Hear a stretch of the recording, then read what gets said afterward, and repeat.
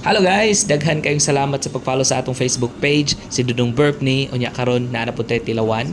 Tawag ani kay Milky Fish Hot Pot. Okay, so ang main jud ani niya nga sagol guys or suba kay katong fish head nga ilahang giprito ato lang nang gipunan og pasayan unya katong mga slice of pork na po dihang katong mga gulay and then some noodles. Okay, so sa inyong nabantayan guys ang ato ang sabaw ani kay medyo milky.